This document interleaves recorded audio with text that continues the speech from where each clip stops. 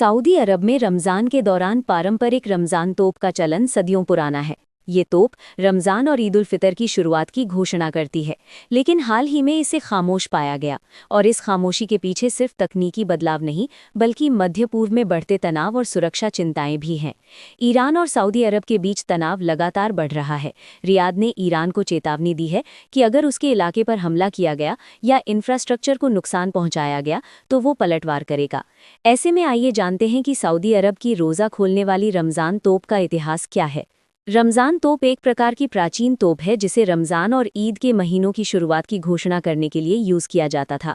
इस तोप के गोले बड़े ऊंचे स्थान जैसे पहाड़ या किलों से दागे जाते थे ताकि पूरे इलाके में आवाज़ सुनाई दे। ये एक तरह से लोगों को ये सूचित करती थी कि रोज़ा खोलने का समय हो गया है या ईद का महीना शुरू हो गया है। सऊदी अरब में रमज़ान तोप का इस्तेमाल 1865 में शुरू हुआ था। उस समय द्वितीय सऊदी राज्य के इमाम फैसल बिन तुर्की बिन अब्दुल्ला ने इसे अल धायरेन किले, जो आज का अल मरकाब किला है, में स्थापित किया। इसका मुख्य उद्देश्य था ग्रैंड मस्जिद के आसपास के लोगों को रोज़ा खोलने और रमज़ान के महीनों की शुरुआत की सूचना देना।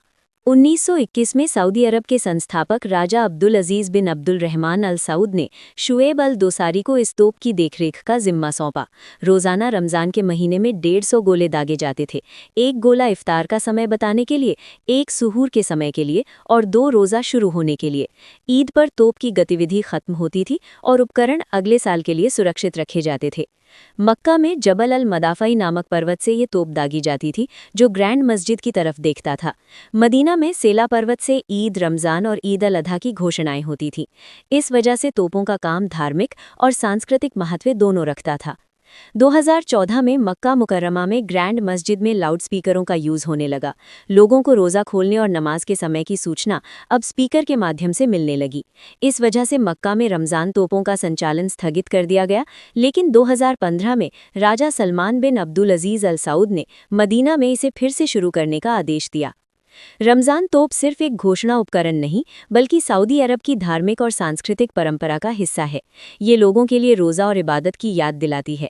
आज भी ये परंपरा रमज़ान और ईद के महीनों में बड़े सम्मान और उत्साह के साथ निभाई जाती है।